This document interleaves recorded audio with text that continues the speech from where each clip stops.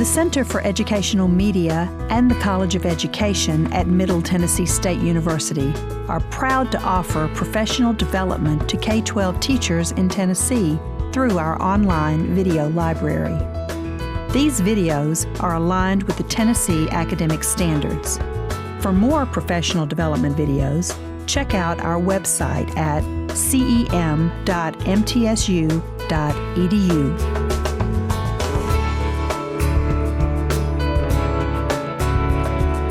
This video is aligned with the following Tennessee academic standards.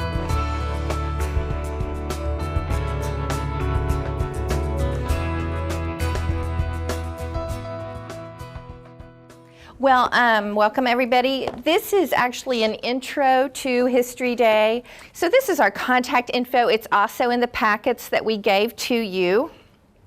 We should be fairly easy to contact. I work for the Tennessee Historical Society, which has been around since 1849. We do public programming for adults as well. The History Day is our largest public outreach program.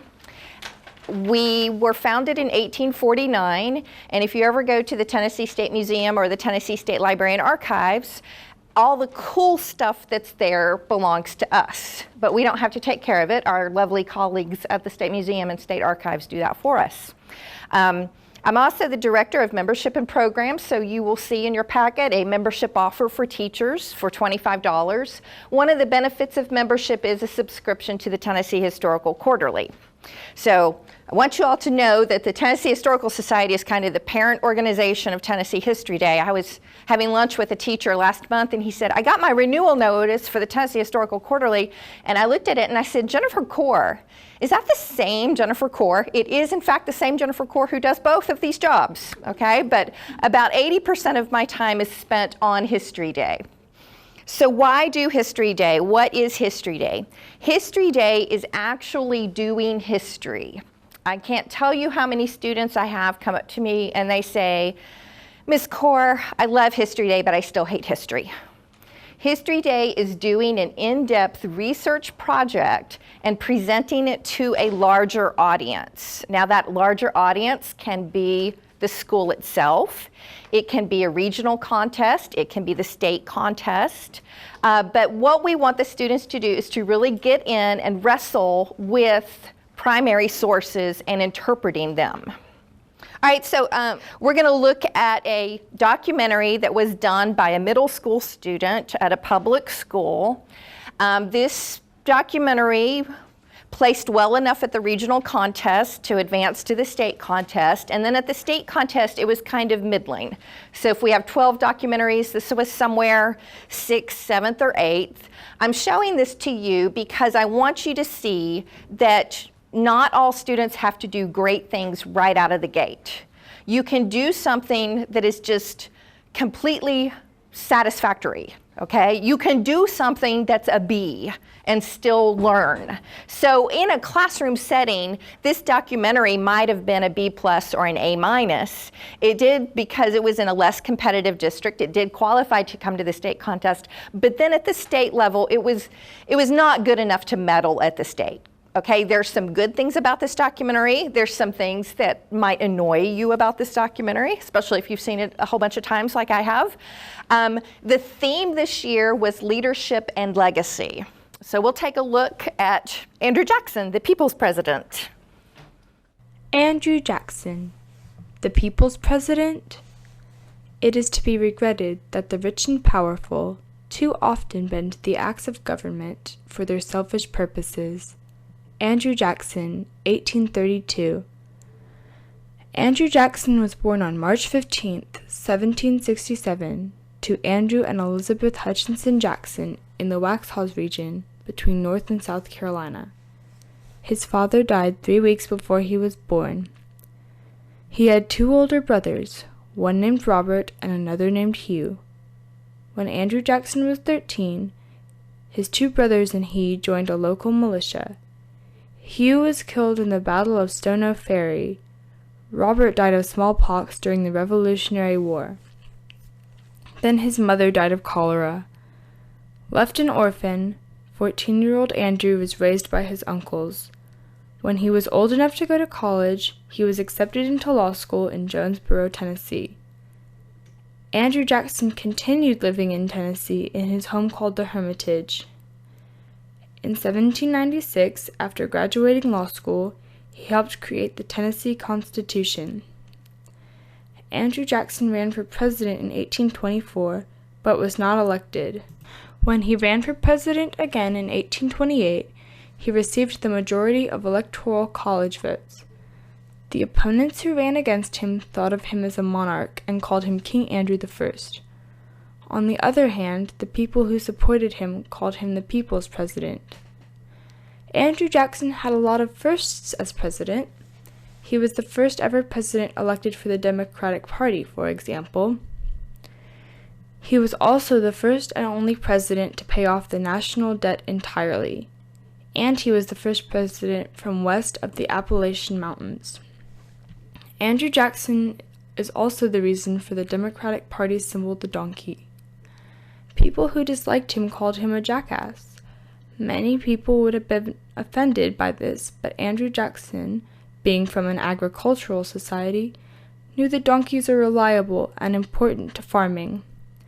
So he wanted to keep the name to show he was reliable. When the time came for his inauguration, Andrew Jackson had a topic in his speech that, when put into action, would destroy the Native Americans' lives as they knew it: Indian removal. Only 2 years after his inauguration, he confirmed in a speech to Congress that the Indian Removal Act was progressing in moving natives west of the Mississippi River. It gives me great pleasure to announce to Congress that the benevolent policy of the government, steadily pursued for nearly 30 years in relation to the removal of the Indians beyond the white settlements, is approaching to a happy consummation. 2 important tribes have accepted the provision made for their removal at the last session of Congress, and it is believed that their example will induce remaining tribes also to seek the same obvious advantages. Andrew Jackson, 1830. But natives were not so quick to follow other tribes' examples. When Andrew Jackson got the Cherokees to move west of the Mississippi River, it was not because the tribe wanted to go. Instead, 2 self-appointed Cherokee representatives were the ones to sign the Treaty of New Echota, which traded all land belonging to the Cherokees east of the Mississippi River for $5 million. 16,000 Cherokees who did not agree to this protested, but the treaty was still signed. In the end, 4,000 Cherokee Indians alone died during the journey west of the Mississippi River, not including the other Native American tribes that had to endure the long, hard march west. This is why the path Native Americans had to take is known as the Trail of Tears. Indian removal is not the only thing Andrew Jackson is known for, however. He also participated in many duels. He thought of duels as a resolution to problems with people. In one duel with a man named Charles Dickinson, Andrew Jackson received a bullet to the chest. Even though he had just been shot, he somehow managed to kill Charles. Andrew Jackson also had an unofficial duel with the first governor of Tennessee, John Sevier. During an election for governor of Tennessee, Sevier was running against Andrew Jackson's political friend, Archibald Roane. Jackson and Roane tried to stop people from voting for Sevier by blaming him for corruption. Unfortunately for Jackson, Sevier was still elected governor. Sevier, who was upset about Andrew Jackson's accusations, called Andrew Jackson an adulterer because his wife had not been properly divorced from her previous husband when she married Andrew. Although the 2 men were both extremely angry, and they both fired their guns at each other, neither of them was injured. Including all of his duels, Andrew Jackson was lucky to make it to an old age. So many things that happened to him he barely made out alive. On January 30th, 1835, a mentally unstable man named Richard Lawrence tried to assassinate Andrew Jackson with 2 different guns, but both of them misfired. Andrew Jackson had a lot of enemies, but he also had a lot of loyal supporters whom he promised rewards for supporting him. He did keep his promises. He was awarded government positions to people who were loyal to him, and he fired everyone who hadn't supported him. This came to be known as the spoils system. After his 2-term presidency from 1828 to 1837, Andrew Jackson retired back to the Hermitage. He died in Nashville, Tennessee, at 78 years old. Andrew Jackson's decisions as president resulted in many deaths for Native Americans. He dueled with people he had conflicts with and gave positions in government to those he favored. Supporters of Andrew Jackson's presidency may call him the people's president, and yes, maybe he did support the common people, but his legacy on the country is one of death for many people. Was Andrew Jackson the people's president? Or was he just a man who rewarded his friends and destroyed his enemies?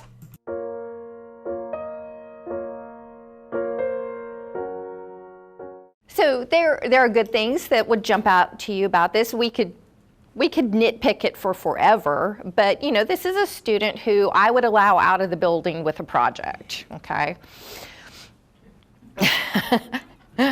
What grade did you say that student? Middle school. I don't really remember what grade she was in, but she was a middle school student. So History Day is both a year-long curriculum and a competition cycle. You do not have to participate in the competition portion of it. You can take what you learned here today and use it if you're already doing some sort of skills-based or project-based learning in your classroom. You can just take what we're showing you here today and incorporate it into your existing syllabus. Or you can implement History Day fully and go all out and try to gun all the way for nationals. There is a pretty sharp learning curve your first year of History Day. Amy says, yeah. Jenny says, yes. Tell us about your sharp learning curve, Jenny. It just, never heard hearing about History Day until I got hired on, is I heard there were projects, but not, my kids would do it, but like going in and seeing the other projects and just knowing it wasn't up to par to really what was in there, just they had to really put 110 effort into it. Yeah, if you want to be competitive. Yes. So what Jenny was saying is that it is very eye-opening when you go to a regional contest or a state contest, or if you have students who qualify for National History Day and you're able to go to National History Day. I know the first time I went to National History Day and I walked into the exhibit hall, I said, oh, now I get it. I'm not expecting to take home any medals this year, because there are some kids, the History Day bug is going to bite them, and they are just going to be completely motivated, and they're going to do extraordinary things. And then you're going to have other kids who are just checking off boxes, and they're just doing it as their class project because they've got other things they've got going on. So if you don't participate in the competition part of it this year, I would recommend that you volunteer to serve as a judge at the regional or at the state contest, because that's a really good way of getting your mind around what the expectations are and how to evaluate projects before they leave your building. It is an opportunity for students to learn how to do research, to learn how to do history, rather than just memorizing a list of dates or a list of important characters. They are learning how that particular person or how that particular event shaped history. It is an exploration of any topic in the world and any time period, as long as you go 25 years in the past. We call it Tennessee History Day. Tennessee History Day is the affiliate of National History Day. So National History Day in Tennessee really would be the proper term. And we don't place any restrictions on topics. You can tie the topics. If you're teaching world history, all of your students maybe should be doing world history topics. It is an interdisciplinary program. It does work very well for team teaching with language arts and social studies. It meets a lot of the requirements for both. If you are not your school media specialist or librarian, now's a really good time to make friends with that person, because you're going to need that person's assistance. And History Day is the hands-on portion of your history class. About 5 years ago, National History Day commissioned a study where they looked at 4 school districts across the United States, 2 that were participating in History Day, 1 that was not, and 1 that was in the process of implementing History Day. And you all will not be surprised to learn that according to this study that History Day commissioned on History Day, students who participate in History Day are magically better behaved and smarter and do better on standardized tests, okay? So basically, according to this study, History Day will solve all the problems found within education, even in language arts and technology classes. So if you find yourself in this situation where you have an administration that's reluctant, maybe within the school or within the district itself, this piece of this study that was commissioned can go a ways toward convincing people above you that, hey, this is actually something that we should do, because there are tangible benefits to it. History Day teaches higher order thinking skills. In order to do a successful History Day project, the students must analyze, synthesize, create, and conceptualize. So they're dealing at all those different levels of thinking. They're hitting all of them at some point in the process. Whatever standards are in vogue, History Day fits them because History Day is about learning. It's been around as a national program for around 35 years, so there's lots of resources tying History Day to a particular skill set or to a particular standard. So if you need help doing that, we've got lots and lots of materials on that. I didn't include it with the stuff that I gave you because it's kind of overkill and because the standards keep on changing. So my lovely intern from last summer went through and matched all of our primary sources to all of the standards. We don't have those up because our website is undergoing renovation, but when our website is up, you'll be able to access those under the Educator Resources tab. Okay, so how do students participate? First of all, they do a research project. They actually do the research, and then they decide how they want to present this research to the larger audience. For competition purposes, they're divided into the senior and junior division. So this is high school or middle school. So you might have a 6th grader competing against an 8th grader, but you won't have a 6th grader competing against a 12th grader. Students can do their work individually or in teams of up to 5. Then, if they are interested and if it's something that you want to do, we ask that you have some sort of school contest or some means of selecting who from your school is going to represent you at the regional contest. Our regional contest actually is moving from Austin Peay to Tennessee State University this year. We have one for those of you who are in the Middle Tennessee District at MTSU, and then for East Tennessee, it's at the University of Tennessee Conference Center. Out of the regional districts, and we have 6, we take the top 2 out of each category to come to the state contest. Out of the state contest, we take the top 2 out of each category to go on to the national contest. So the 5 different categories are documentary, exhibit, paper, performance, and website. The paper category is limited to just 1 student. That's not a group project, and it is a traditional academic research paper. Okay, so across the state, we have 7,600 students competing. At the regional contests, of those 7,600, about 1,200 decide that they want to go on in the contest and come to the regional contest. From those, about 275 come to the state contest, and out of those, we take about 65 to National History Day. National History Day itself has over 3,000 kids at it. So we call it National History Day, but it is actually international in scope. There are kids there from Guam, from Singapore, from Hong Kong, and we call it National History Day, and really we shouldn't call it a day because it's a year-round curriculum and competition. We should really call it International History all the time, and that would be a more appropriate name for it. Yes? Where is? It's in College Park, Maryland, outside of Washington, D.C. It's about 45 minutes out of Washington, D.C. All right, every year there is a theme. This is worth 20% on the judging rubric. The theme for next year is conflict and compromise. Okay, so this is what the exhibit hall at National History Day looks like, and you can understand why the first time I walked into it, my eyes got really big, and I said, oh, okay. For exhibits, there are size limitations. All of this is explained in your rule book, and all of the ones here are those trifold boards, but they don't have to be. I've seen round exhibits. I've seen exhibits that look like a little house. I saw an exhibit one year that was a giant book, and you turned the pages of the book. It was about Rachel Carson and Silent Spring. That one was really cool. The little house was about Corrie ten Boom, and you had to get into the house to read the labels. So the ones you see here, as you can see, are quite large, quite colorful, and they have a lot of stuff on them. This was an exhibit that some of our students did on women's fashions from 1880 to 1920. So you can see how History Day can appeal to all sorts of different students. So these girls were not particularly interested in history, but they were interested in fashion. So that's what they did their project on, and they learned a lot from doing it because they looked at primary sources like the Saturday Evening Post and local newspapers. This was one of our students who, she and her partner won a gold medal at the senior group exhibit at National History Day.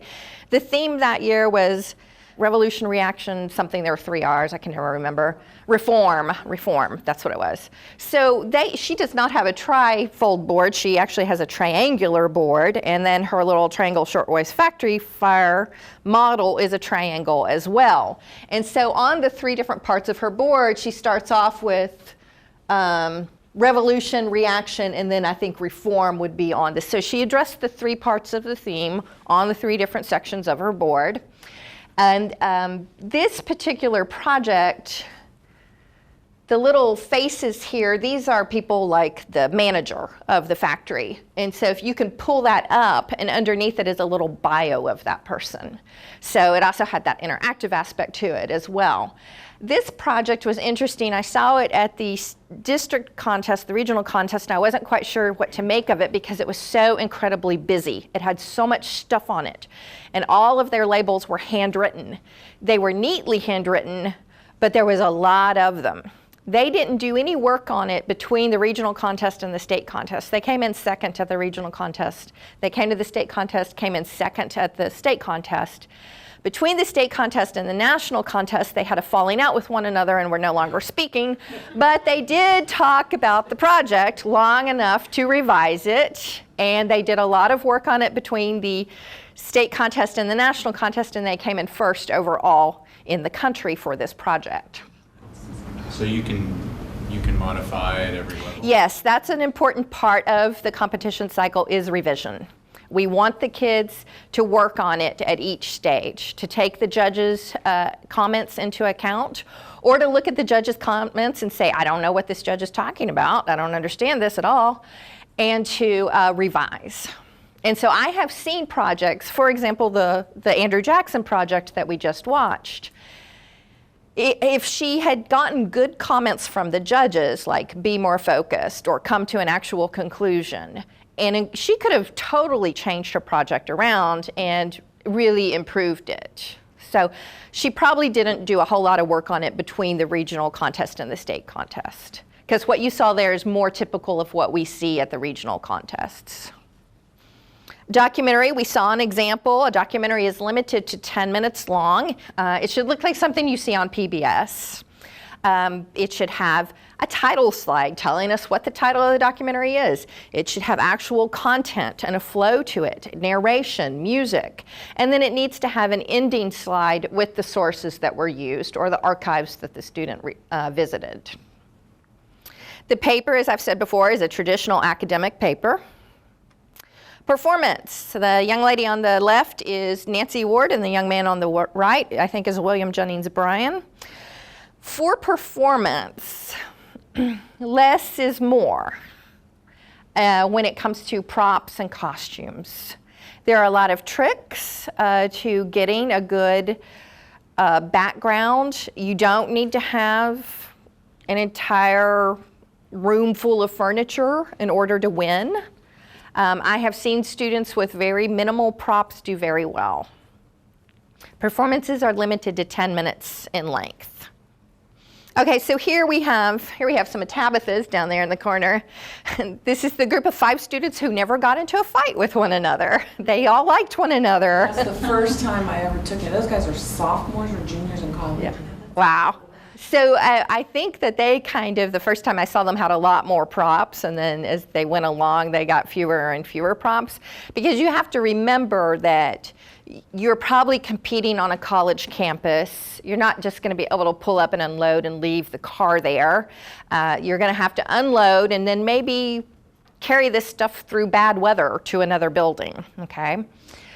So they did theirs on the Civil War. It was 2 sons, one went to fight for the North, one went to fight for the South. And didn't they find a collection of letters from a particular family that they used as part of their script? Yes, I believe so. So up here on the right, we have women's suffrage, and you can see that their backdrop, what they did is they built a frame out of PVC piping. They put it on wheels. They took a projector. They projected their scene onto a sheet. They traced it, and then they filled it in with paint. And so they've got several background changes there that they could just let loose like a shade. It's a lot lighter than, painting an entire barnyard scene on wood and hauling that in, which I've seen kids do. Websites, this is good for those kids who are very into tech type stuff, or if you're in a STEM school. Websites must be built in NHD Weebly. This is a platform that levels the playing field for everybody. It's not as fancy as some of the software used to put websites together.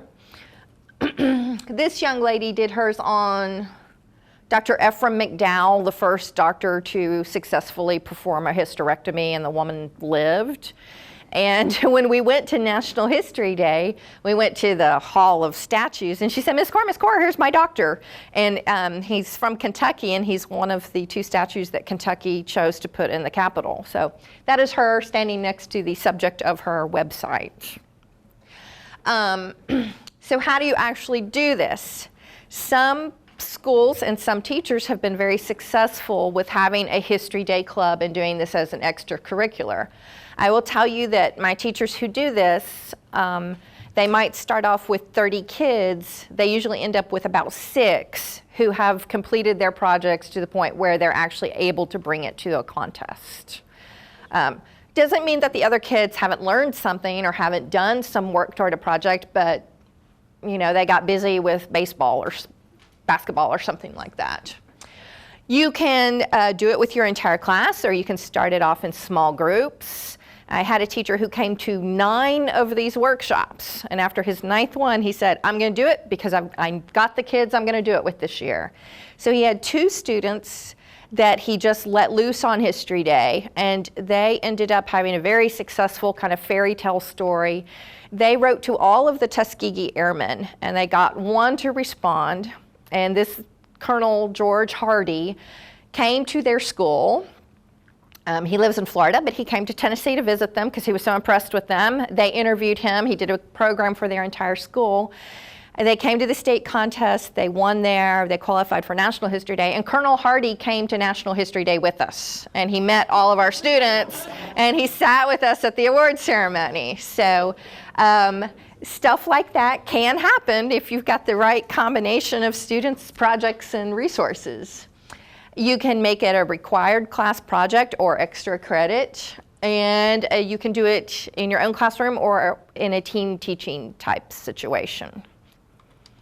All right, so if you want to try History Day out and you're not really sure how to go about it, first of all, I would recommend limiting the topics to ones that actually tie into your actual curriculum until you get a better handle of it.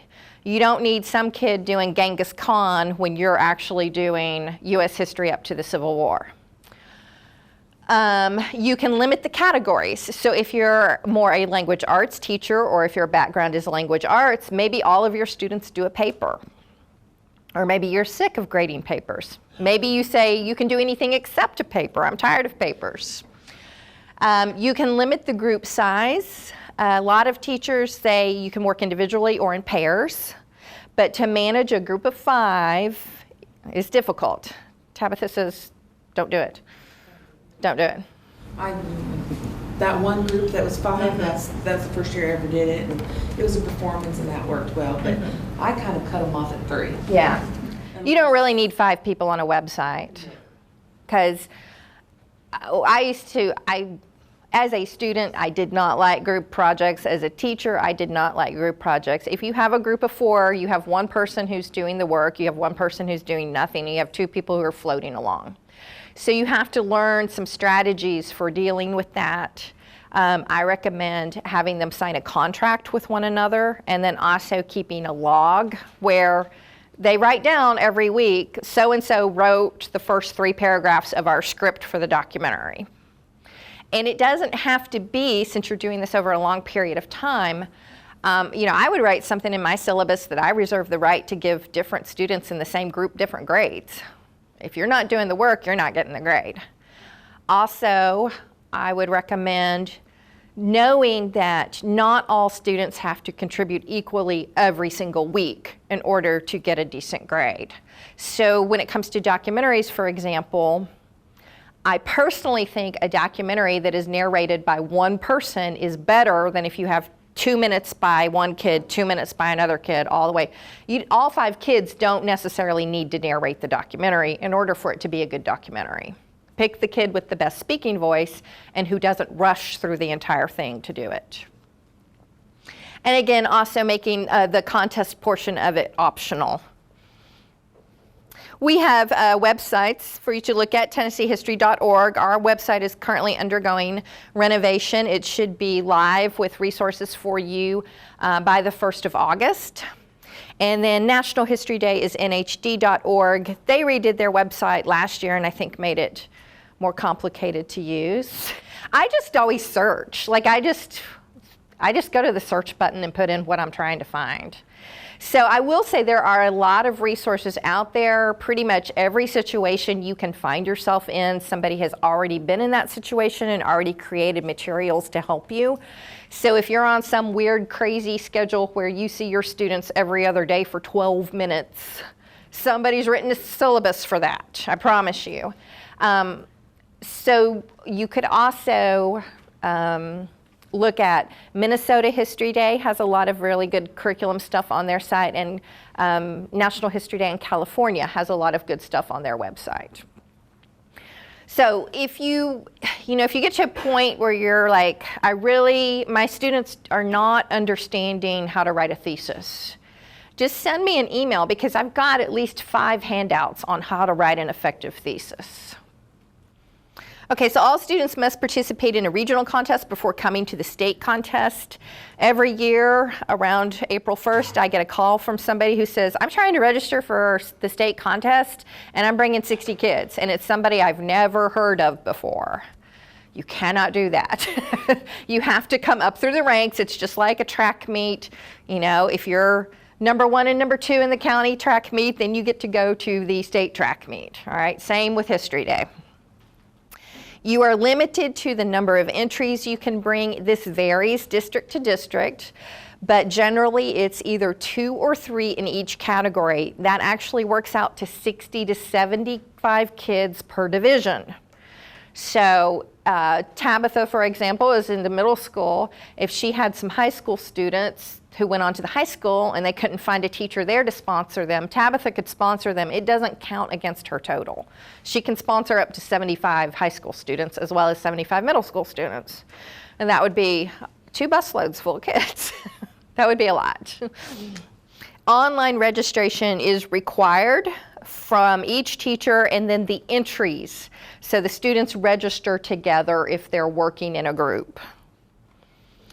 So our contests are held across the state in Greenville, Knoxville, Cleveland, Nashville, Murfreesboro, and Memphis. And then the state contest is held in Nashville in the legislative complex near the state capitol. If you think you have students who are coming to the contest, go ahead and register yourself. It's easier to take you out than it is to add you back in after the deadline. And putting yourself in the system ensures that you get communications from me and from the regional coordinator. Because what I do is in August, I take all my teachers from last year, I take all the teachers who came to the workshops, I take all the teachers who've emailed me and said I'm interested in it, and I create an email distribution list and I email you all. After the teacher registration deadline closes, I look at that list, I look at my list of people who've registered, and I take you out because you don't need to get emails from me if you're not coming to the contest. Because all the emails from me are going to be, this is what you need to do for the contest. And the registration is going to be the same as it was last year, so hopefully that was fairly painless. What I would recommend doing is if you have a group of 5 students who've done a documentary, that they sit down together at school at the same computer and do it together. And that you upload your documentary from a desktop computer that is wired into the system. Don't do it from Panera where the signal is only one little bar. All right, so in East Tennessee, our coordinator is Lisa Oakley at the East Tennessee Historical Society. Your contest date is Friday, March 2nd at the University of Tennessee Conference Center. In North Middle Tennessee, as I said, we're moving to Tennessee State University in Nashville. The coordinator is going to be Eric Schmeller. In Middle Tennessee, the coordinator is Andy Polk. The contest is Friday, February 23rd, and it's at MTSU in Murfreesboro. Okay, so as I said before, the paper category is its own thing, its own animal. All of the other categories must be accompanied by a process paper and an annotated bibliography. The process paper is limited to 500 words, and it answers the questions: how did I pick my topic? How did I go about creating my project? How does my project relate to the theme? It can be informal in tone in that it's in first person, but it should be well written. It is the story of how the students did their project. The annotated bibliography is divided into primary sources and secondary sources, and each annotation for each citation needs to explain how the source was used to build the project. And judges can tell when bibliographies are padded, so you don't want to. If you're doing a project on Lewis Hine, it might be very, very tempting to cite every single one of those photographs individually. Do not do that. Cite the collection of photographs. That's one citation, okay? You don't get to do every single one of them. And then also, I see a lot of times when the students have used a photograph and then the annotation is, I used this photograph to create my costume. I used this photograph to create my costume. I used this photograph to create my costume. Okay, Tabitha's shaking her head. No, don't do that. No, we used this portrait of Anne Dallas Dudley to create the costume for that character. The more specific you are, the better off you are with the bibliographies. Now, in the rule book, it says you need to use Turabian or APA style. I was an English teacher. We used MLA in my classroom. I'm not going to be mad at you if you use MLA, if that's what you've been using or if that's what your school uses. Be consistent. Don't have an annotation, don't have a citation where it's core, comma, Jennifer C, and then your next one is J period, C period, core period. I will notice that, judges will notice that, okay? Because one of those is MLA style and one of those is APA style. So don't do that.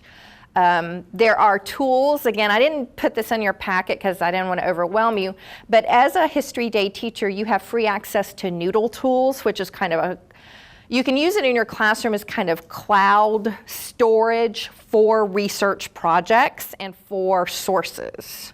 And it helps you, guide you through formatting bibliographies in whatever style you pick. There are some programs where you can put all your citations in and then you can have a little drop-down menu that says format bibliography APA style, format bibliography MLA style, okay? So the rule book does say Turabian or APA style. But again, I have never seen a judge at any level of competition object to a well-done, consistent bibliography that's in MLA style. This is what judges look at first before they actually look at the exhibit or the documentary or the performance. They keep a copy of this to assist them in their judging after the fact. So, you might have 6 projects that you're looking at. As a judge, you keep a hold of a process paper and bibliography from each one, and then when you sit down to lunch with your other judges, you pull these bibliographies and process papers out and you say, this kid turned in 1 page of URLs for a bibliography. This is not a medalist. This student's bibliography is 35 pages long, and everything is nicely organized and alphabetized, and this student understands the difference between a primary source and a secondary source. We're putting this in the pile of possibly a medalist. Documentary and exhibit are the most popular. I would say in North Middle Tennessee, exhibit is the most popular. We see fewer performances at the middle school level. Fewer individual performances, I should say. We see a lot of group performances at the middle school level, not a lot of individual performances. And then at the high school level, we see a lot of individual performances and not a lot of group performances. I think that's just kids in high school get too busy. They can't make it work so they can actually meet together to practice, so it's easier for them to compete individually. The project should have a clear thesis that relates to this year's theme of conflict and compromise. And you don't need to be shy about it. You need to come and hit me over the head in the process paper, in the title, in the thesis, making that connection to the theme. All right, so the judging process, the students have between 10 and 20 minutes to meet with the judges. I do all of the judging instructions, and my #1 rule for judges is to be kind. Has anybody ever been a judge at a History Day contest? Okay, well, it's a neat experience.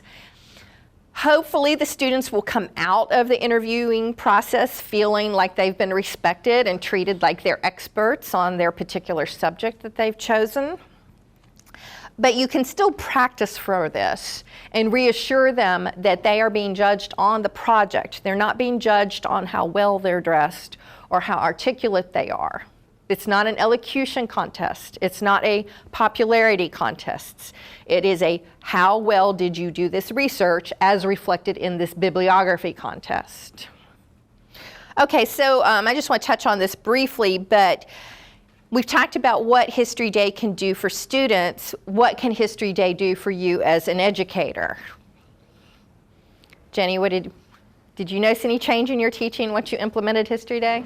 I guess you get to be more personal with your students, definitely personal because they're different groups and what they want, because you had to, with that, I had to meet the students where they were at with their projects and personalities. Like I had one group that liked to goof off a lot, and then I was like, okay, no, and I had to make one student like, okay, you're going to be the leader of your group, and then with that, and they actually started, as the contest got closer, I seen that group that goofed off really put into hightail, like, oh, we got to get this done. The activities and stuff like that, it was just different because I had some that did Gandhi all the way up to some, they did a more newer person, I'm trying to think, Malala, they liked her. And so it was just figuring out what worked and what they liked, but going to different places, finding the research, everything was, they just felt more motivated as they got closer.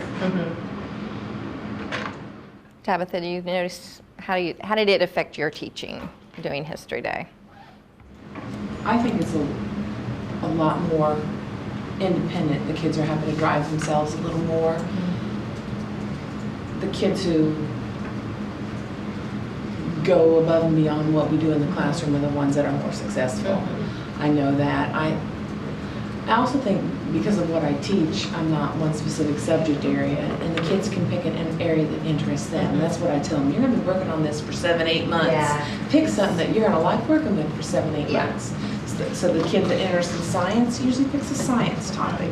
The kids that are interested in music may pick a music. I mean, it's a lot more personalized for the students. Yeah, that's a good point. A couple of years ago, I had a mother say to me at the airport, I'm so glad I'm going to get my dining room back from Jonas Salk, because her daughter had done an exhibit and everything had been spread out on this table for 9 months now. So there has to be enough meat there to keep them occupied. You know, there has to be enough resources there for them to really dig into. But as teachers, I mean, a lot of teachers have said to me, you know, now I know everything there is to know about Joan of Arc. Now I know I'm not going to do Joan of Arc because there's not enough primary sources on her. So those are some things that you're not really going to find out until you've gone through the process. And every year someone thinks they're going to do a certain topic and then they realize, they change the topic. Yeah. Every year there's Yes. you change topics. I guarantee it. Yeah. There's my girls again. There they are. Here are our the Perfect 36, the 19th Amendment, and as you can see, their background was the amendment itself that they projected onto a sheet or piece of muslin, piece of canvas, and that was their only backdrop, and it worked very effectively because what they would do then is, so the three of them portrayed different characters. They would duck behind it and then they would do a quick change of their costumes and come back out while the other two were performing. Here's an example of an exhibit. This was an exhibit on the Navajo Code Talkers. And every year, each state is allowed to select an exhibit that is then displayed at the National Museum of American History. So I always ask the senior group exhibit to do it because it's a very long day. And I want to pick kids who are old enough so that if they wander off, I'm not worried about them. So there's some photos from a couple years ago then. All right, who has questions about any of this? Did you say from 25 years or older? 25 years or older, so actually Malala is not a good choice. When you said that, I thought that. Learned, they found a lot, but She's it not like, even 25. Yeah, she's only like 19 years old. when we did it, and I told them they wouldn't place, but they were so interested Yes. in what she did that they actually stayed motivated through the whole process. Even though they knew they weren't going to place, they did an amazing project, and the judges literally said if it would have been older, they probably would have moved on. Yeah, so sometimes you have to make bargains with kids. If you have a set of kids and the only way they're going to do it is if they get to do Malala, then you're just honest with them and you say, okay, you know, this is not really according to the guidelines, but they still learned a lot. Was it a website? No, they did a board, Oh, an exhibit? Okay. and they were able to really talk to the details of what she did. They learned a lot about her almost being killed and her being in the hospital. I mean, they just went deep into it, though. Yeah, so if it were National Current Events Day, then they would have placed. Did you have a question, Angie? Just what advice do you have for those teachers who are on a block schedule or like a 9-week? I think some of the history teachers teach 9 weeks and think a different group the same 9 week. So the 9-week classes are usually like government or econ, and then the full semester is usually world history, U.S. history. So you can do it in a government or econ class. I think it would be hard to do it on a block schedule. But those teachers who have the students for the fall semester could definitely do a History Day project. A couple of my kids actually placed at regionals, which was really awesome since it was their first year and my first year. But like, it's really tough because you are competing, but like doing it as a club is definitely a possibility. Yeah. How often did you meet once? A lot of my kids would come once a week for 2 hours every week. But then as we got closer to competition and they started to feel that, oh my goodness, we're not going to get done, I did open it up to 2 days a week. And then in the last push, we did like a Saturday, fun day where we ordered pizza and they all came for the day. And so like you kind of just maybe start with 1 day or 2 days, and then because giving them the time really helped. Yeah. Did you have a question? Too. Do you see successful projects that are really locally based? Yes. And like kind of Foxfire method with some oral history? I just wondered. Yeah, and the two documentaries that we're going to look at after lunch are both local history topics. And in fact, since I work for the Tennessee Historical Society, we love it when you pick Tennessee history topics. And local history topics do well for several reasons. First of all, they do well at the regional and school level because the adults who are coming to judge are excited to see the students interested in their own past. They do well for that same reason at the state level. They do well at the national level because the judges might be from Montana or California and they say, oh, we've never heard of the Highlander Center. You know, wow, this is just amazing. Our eyes have been opened to this fascinating insight into history that we never crossed our minds before. So sometimes in the judging process, the very best thing for a student is if the judge happens to also be an expert in that topic, but sometimes it's also a terrible thing too, because the students get really excited. Oh yes, finally somebody's doing something on the Nashville sit-ins, and you have confused all these people.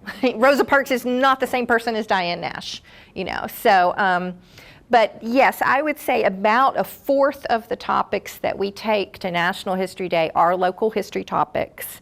But with local history topics, what you want to do, and what both of the documentaries that we're going to look at after lunch do, is connect it to national and international themes. All right, so there is a History Day theme. Again, this is worth 20% on the rubric. It changes every year. So we saw the documentary that was the theme Leadership and Legacy in History. Turning Points in History I liked that theme. Revolution, Reaction, Reform, that one was a little bit hard. Debate and Diplomacy was okay. It was a pretty decent theme. Last year was Taking a Stand in History. That was pretty good to do. And then this year is Conflict and Compromise in History. So at some point, when it comes to topic selection, you're going to want to make sure that the topic can be related to the theme. The theme changes every year. It is very broad, and this is where we see students miss out on points, especially at the middle school level. I've seen a lot of really beautiful projects. I've seen a lot of exhibits that are basically timelines.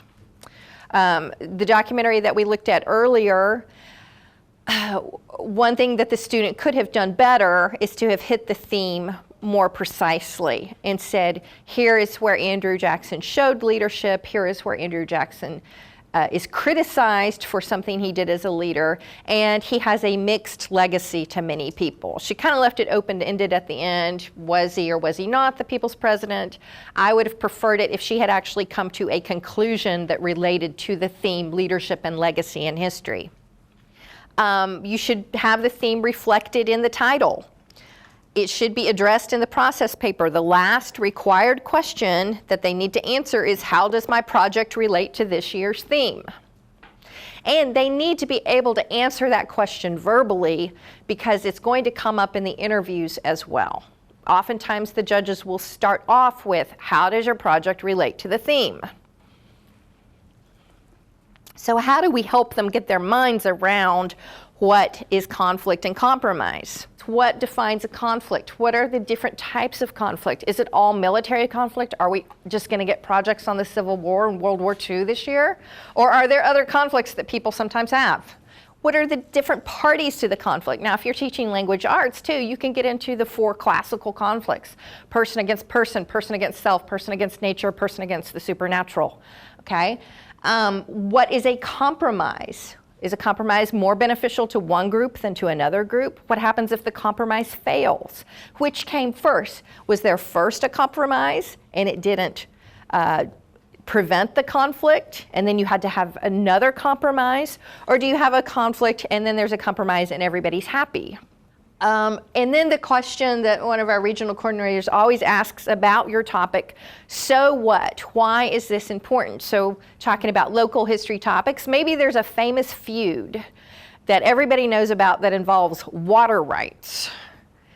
Is there enough there to spend 9 months of your life researching? And is there enough there to tie it to something larger? Are we looking at conflict between the state of California and the state of Colorado over water rights? I mean, that might have a little bit more importance than, you know, Mr. McCoy is mad at Mr. Hatfield. Georgia and Tennessee. Yes, Georgia and Tennessee. Georgia wants us to redraw our state lines so that they can get water out of the Tennessee River. Okay, so that is something where That actually has national implications. Yes, it does have national implications. However, it is something that's going on right now. So you would want to look in the past to see if there was a similar conflict maybe 100 years ago, and what sort of compromise was arrived at. Historical mapping, though. Mm-hmm. They're saying that the boundaries changed, and therefore. Yeah. And so there is historical relevance to it. Yeah, but I think because it's been in the news right now, that might be a good place to start with brainstorming. Because I get actually calls in my office about this. People want us to send them maps showing Georgia can take our water, and I say, no, I'm not going to do that. You can't have our water. There's not really a compromise. Yeah, there's no compromise. Okay. So it might be that when you're brainstorming about topics, either it's too recent, but maybe you could go back in the past and find a similar conflict, or it might be that there was no compromise. Now, when it comes to conflict and compromise, you don't have to divide the time or the research 50-50. You don't have to have 5 minutes of the documentary about the conflict and 5 minutes about the compromise. It might be 80-20. Or you might start off 20% on a compromise, 60% on a conflict, and 20% on another compromise, okay? But you do need to touch on both conflict and compromise in order to have a strong project. One thing I ask the students is, can you find a quote from the research that you can use in your title? And so one of the documentaries that we're going to look at after lunch, the title is Roughin' the Bunch, and that is something that comes directly from an oral history interview. Now, as a judge or as somebody looking at it, to me the title is like a handshake. It tells me if I'm going to be interested in this or not. Is the title Rosa Parks? Well, I've seen a lot of projects on Rosa Parks. I think I know everything there is to know about Rosa Parks. Rosa Parks taking a stand in history. Okay, well now the student has acknowledged that there is a theme that the project needs to be connected to, but I'm still kind of bored. Rosa Parks, sitting down to take a stand. All right, that's a little bit more clever. Now we're finally getting somewhere with Rosa Parks. I have a person that I can attach this to. The best titles are going to give you context for the project, give you a person, a place, and a time. All right, you will get a hard copy of the theme book. It contains lesson plans. It has brainstorming lists for world history, European history topics. It has the theme analysis in it, and then it's like 60-some pages long. There's a lot of stuff in there for you. All right, and then this is the theme sheet that is 3 pages long.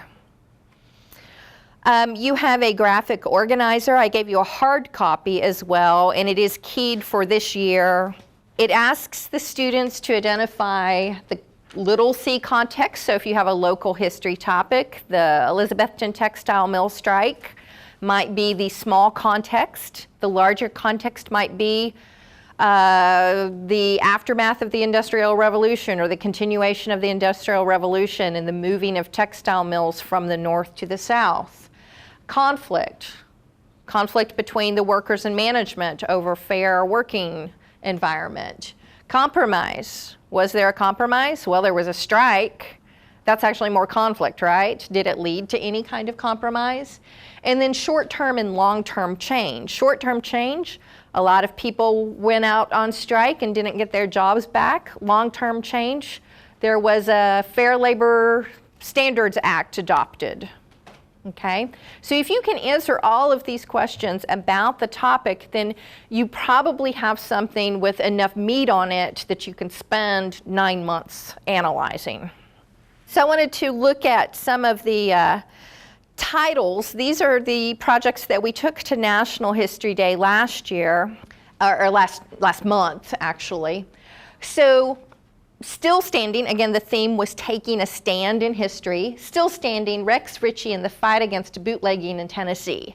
Now, I don't know who Rex Ritchie is. This is a pretty local topic, right? But I know it takes place in Tennessee, and I know it has something to do with bootlegging, so presumably this is during Prohibition. Now, I've got a clue that this is going to be about prohibition and probably somebody in law enforcement who is trying to crack down on illegal alcohol. Sons of Liberty. Which Son of Liberty? Give me a clue. This is not taking me anywhere as a title. Look at some of the others. Branch Rickey. Who's Branch Rickey? Owner of the Brooklyn Dodgers. That's right. So he was, I think he was the manager when Jackie Robinson integrated baseball, okay? So a much better title would have been Branch Rickey, Jackie Robinson and the integration of baseball. Because now I know that's somebody who has, now I've got a time and a person that are somewhat familiar to me. Developing from the negatives, the photos that ended child labor in America. Now I think that's actually a pretty good title because it gives me a genre that I'm dealing with. And child labor, I guess I'm kind of like in my mind, all right, so that's probably around the Progressive Era, probably around the turn of the 18th to the 19th century. There's enough there to give me clues as to what I'm going to be looking at. All of our paper titles are very good this year. Taking a Stand for Humanitarian Intervention, the History of Iraq's Kurds, Realism, and the Changing Role of the United Nations. Now, I know this is probably going to take place over a long period of time, right? Because it's talking about the changing role of the United Nations, which has been around for a while. Thy Will Be Done, Clergy, Napalm, and the War in Vietnam. This is a more specific time period. This is Vietnam. And then the Battle of Karama, Taking a Stand that Transforms a People and Builds a Movement. This is one particular battle. So you can do that with your History Day project. You can look at one day, or you can look at the 100 Years' War. King's Mountain, Taking a Stand Against the British. When One Monk Stood. What is that about? It's actually a very good project. When One Monk Stood. Martin Luther. That was about Martin Luther. And then the Clinton 12, Taking a Stand for Integration. That's a pretty good title if you're from Tennessee because it's talking about Clinton and Anderson County. They maybe could have added the Clinton 12, Taking a Stand for Integration in East Tennessee to it so that a judge from Montana would know which Clinton they were talking about. They Were Men, King and the Sanitation Workers of Memphis. That's a pretty good title.